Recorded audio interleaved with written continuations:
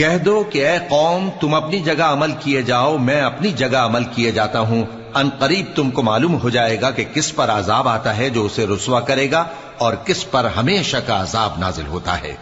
हमने तुम पर यह किताब लोगों की हिदायत के लिए सच्चाई के साथ नाजिल की है, तो जो शख्स हिदायत पाता है तो अपने भले के लिए, और जो गुमराह होता है तो गुमराही से अपना ही नुकसान करता है।